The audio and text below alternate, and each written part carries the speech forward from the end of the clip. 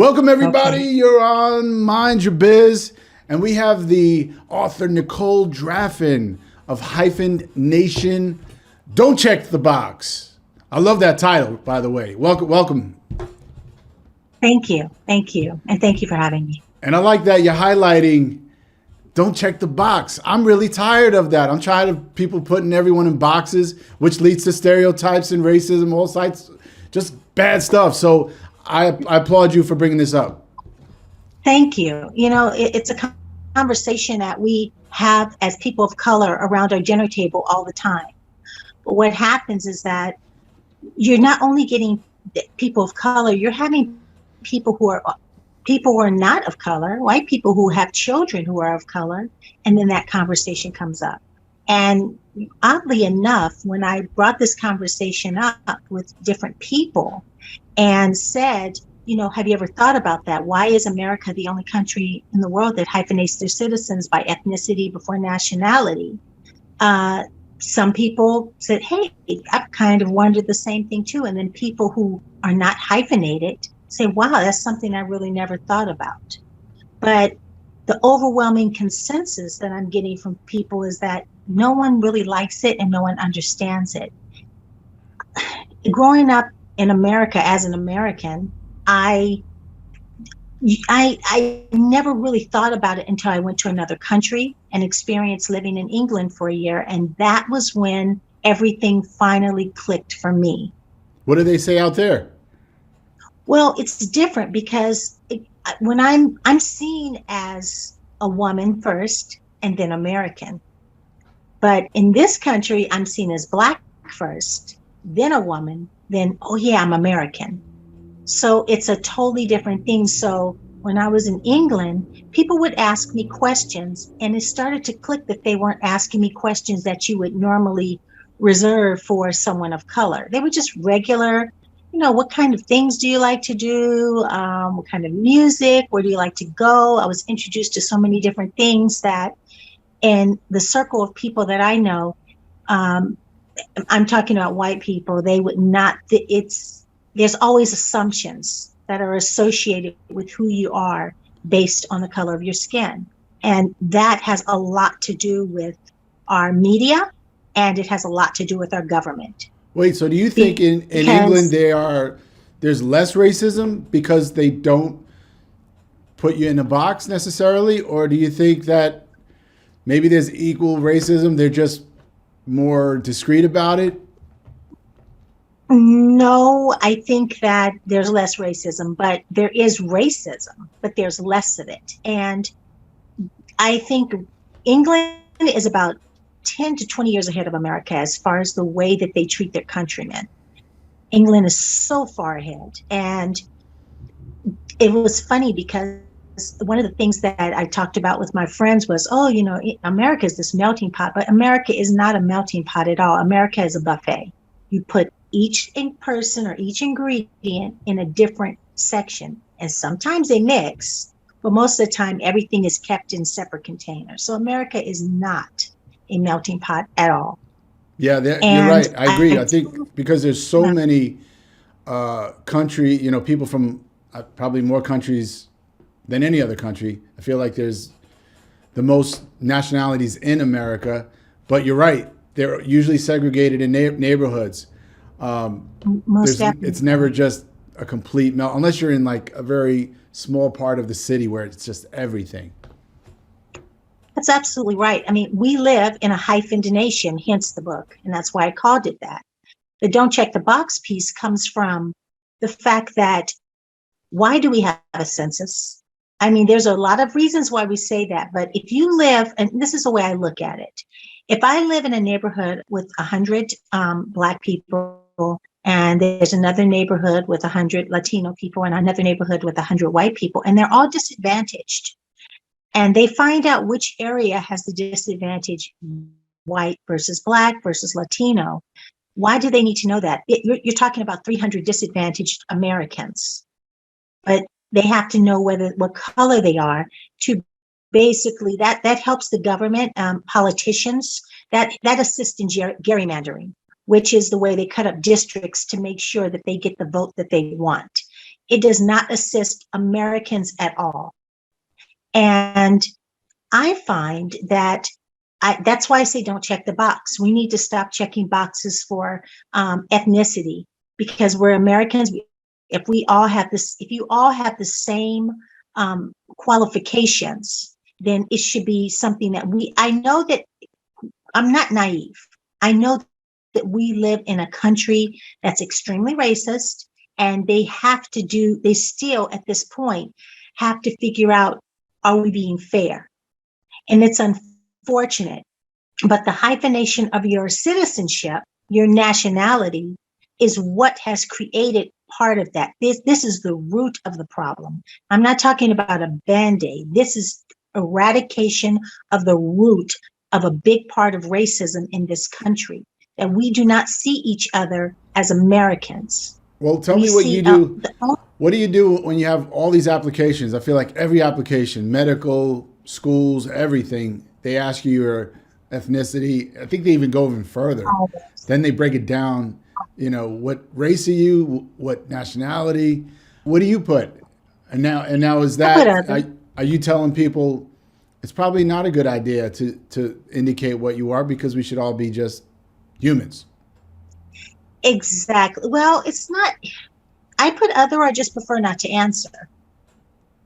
And those go into a bucket as well. As a person, as a human being, I've had accomplishments, my sisters and brothers, and I know that, quite honestly, born and raised in California, it's a little different from other parts of the country. And I'm lucky, I'm fortunate. I haven't had to deal with a lot of the racism that I'm seeing now on media. However, I didn't know this. I talked to my brother recently, and I said, asked him some of his experiences. And as a Black male, he's had a completely different experience, even here in California, that I've had. And I mean, I'm talking about, my brother is well-educated, well-spoken, handsome young man. And when I talk to him, and he doesn't, this is why, another thing with hyphens, when you are categorized into a separate shell, into a separate otherness of American, then basically it is assumed that you have something in common with every other person that's put into that box.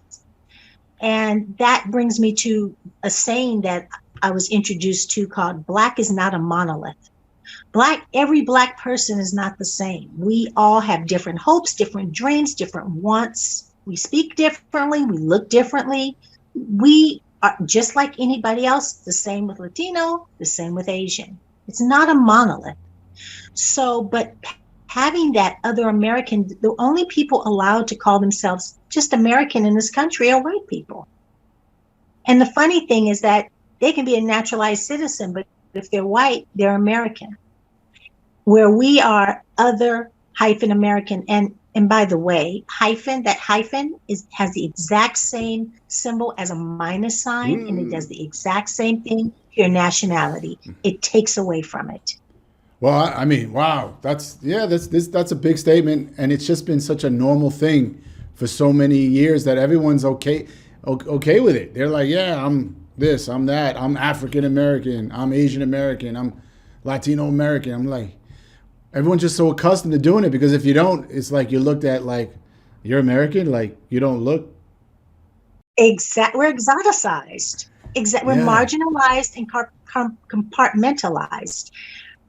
But, there's only really 2 times in my lifetime that I've seen Americans come together.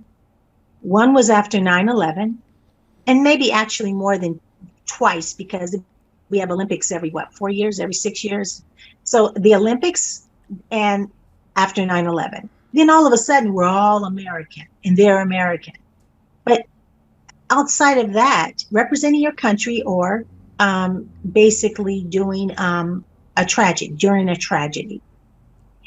And I really think we need to stop it, because if you really think about it, so let's say you, Evan, if you have a child with an Asian woman, what is that child?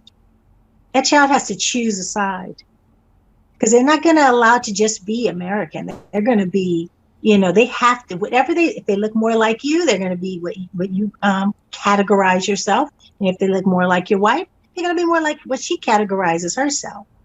They have to pick and choose. so they can be part of a group. That's interesting. So my kids, since they were born, I've been telling them, and they're multi-ethnic, and I've been telling them, Okay. if anyone asks you what you are, you always say American. You're born here, you're an American. And I've been saying that from the start. So I'm 100,000,000% on board with what you're saying, with what you're advocating. Now, how are you going to get everybody on board? I mean, it's a big task, but you know what? The don't let me screw this up because I always do. LGBTXYZ. I don't mean to say it wrong, but I always get it wrong. I know. But the point is, the gay community was able to, I guess, break through with a title, so to speak. But this is actually the opposite. You don't want people to be in a box. If you're in America, you're born here especially, you're an American, that's it. So how are you going to do it? How are you going to get more people on board? How are you going to eliminate these damn hyphens? I think it's going to be very easy. And let me tell you why. Because one, a lot of people are already on board. A lot of people are very interested in this. A lot of people think that this is the way it is. America is a bubble. It's a huge bubble, and it keeps a lot of information suppressed from the American people. If people who have traveled, they already know this. They've had this conversation. So sometimes all you need to do is strike that match, and that starts the fire. And so I'm merely striking a match. This is, the kindling is already there. So I believe that as we become more and more socialized, this becomes more socialized and it gets more out there, that people are going to say, yes, this is absolutely right. What's going to be very important, and I think it's going to be very interesting, is when politicians, they stop asking for the Latino vote or the African American vote or the Asian vote and just ask for the American vote. And that is a separation that is on the part of the media, which I don't have to tell you, every show that I've seen on the television in the 90s that depicted a person of color was always usually, and I'm not going to say every, but in general, was a pimp, a prostitute, some sideline character, some shady person. We can't just be human beings. We always have to be put into some box. So the media has played a big part in this, with shows coming out, with Jordan Peele creating different movies, and Bridgerton with Shonda Rhimes and different things like that. It is now, I see the change happening, but it needs more than that. It needs a bigger push. It lets you know, if you see how successful Bridgerton was, of how important it is that Black people want to be represented. So when they have these shows like on Netflix, when they have these shows that say Black stories, it makes me angry. I hate that, because Black stories is everyone's story. These are all of our stories. And we need to stop separating people by, they don't have white stories on there, because I guess everything else is white stories. Right, it's all that. So what do you say to, I could see both sides, right? So I could see exactly what you're saying. I think they should just be great movies, right? Don't categorize what kind of movie it is. If it's an Asian movie, it's a Black movie, African American movie, why? It's just a great movie. However, the flip side is, I believe there are a lot of African Americans that want the representation and want more inclusion and more, this is a proud and Black movie. So how do you balance between both, advocates, the ones that, the people that feel there should be no hyphens, and the people that say, you know what, we need more proud ethnic movies and we need to stamp it with our ethnicity? How do you do the balance? Okay. Well, you have to choose. First of all, that's a great question, because the conversation needs to be had. Because you need to ask yourself, why do you feel that the color of your skin should be the separation for what it is? Instead of me seeing just movies, it's obvious. If you look at the lead characters, you can tell who's in the movie. When they first show the movie, they show little clips of it. And you make a choice from there instead of categorizing them as, okay, this is where we're going to put all the Black stories. So I think that hinders more than helps. But you know what? I may have a very open mind. And if that's a conversation, that's a great conversation to be had. If you feel like that, then why? Because just simply being proud of who you are based on the color of your skin is divisive. It's divisive. I don't care what color you are. I don't have to say I'm a proud Black woman. I'm a proud woman. No one has to say color is of absolutely no relevance. If you're proud of the person you are, if you have a good, strong character, it does not matter what color you are. What, as Martin Luther King said, the content of your character. So that's my answer to that. Say, oh, so okay, so if you feel like that, explain to me why. And I need a very strong argument, because everything I've seen and heard in our lifetime, no progress. We're not moving forward. And now we are. I am starting to see some progress now within the last couple of years. I'm seeing a lot of really good things, but it has not thus far helped our progress. So let's do something there's a song called Clocks, and it says, am I the cure or am I the disease?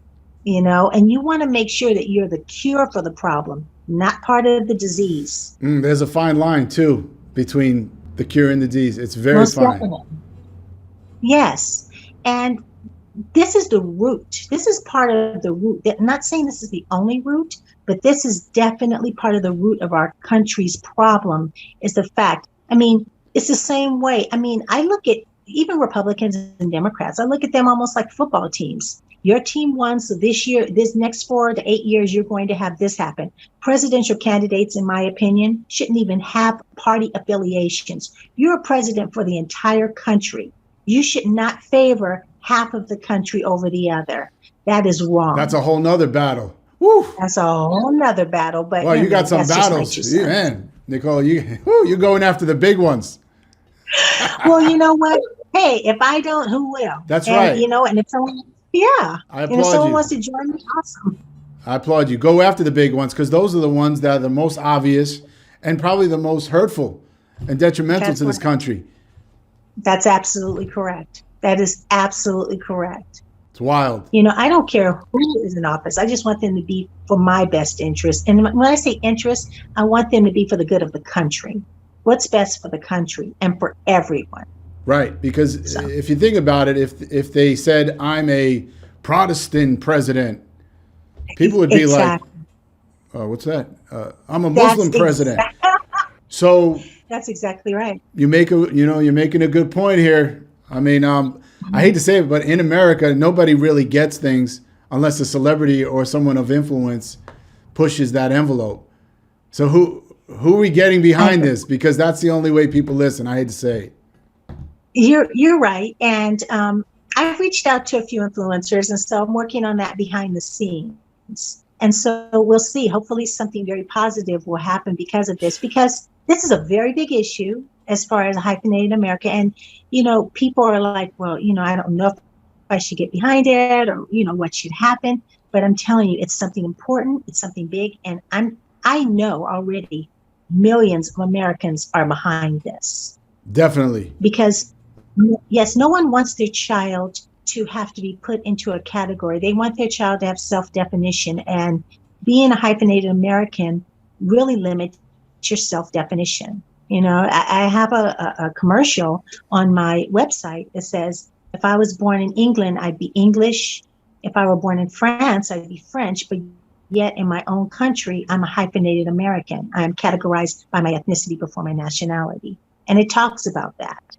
So it's very important that we come together this is not an issue for just people of color. This is an issue for every American, and even globally, because American media in general has created a DIY for racism and discrimination.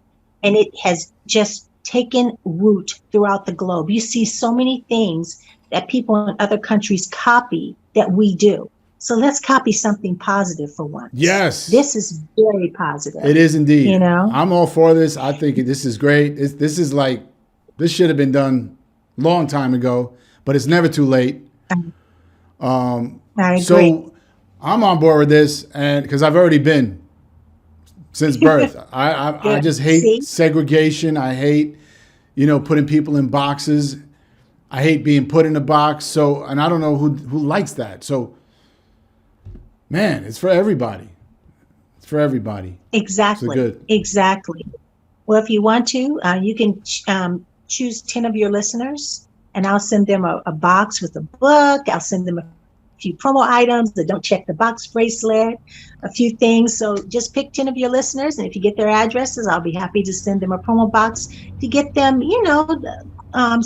socialize and understand what's going on, because the book is what sparked the social movement. Because after people read this, it's like, well, wait a minute, what? Just like you asked, what are we going to do about it?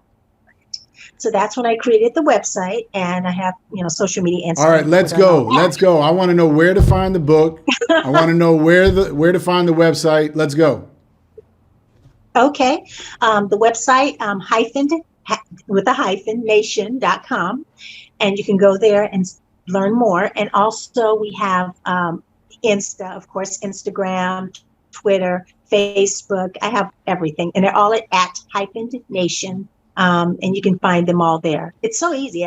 Or you can look at my name, Nicole Draffen, and you can find it through there, and you can find the book on Amazon. I mean, I'm all over. So I have all the tools. I'm not selling any promotional items as of yet, but I will eventually. But what I do have, the promotional items I have, go to those select few, and we can go from there. So I'm starting off small and work my way up. But yes, this is very important to me. I'm very passionate about it, and I know already that I'm just one small match. But there's the kindling is just there. It was just waiting for one small match to light it, and that's who I am. Well, I'm glad you lit it, Nicole, and I appreciate you for it. And I'm there with you. I'm advocating. Get rid of the damn hyphens. Stop checking those boxes. We're all humans. We're all Americans here. We're humans around the planet. Like, come on. Exactly. Excellent. I feel very grateful, and I appreciate you having me on the show. I mean, I've watched your interviews, and I know you're an excellent interviewer. I appreciate that. Yes. All right. Well, I appreciate that. Well, thank you so much, Nicole. Thank you for letting us mind your biz. Thank you too. The biz is here.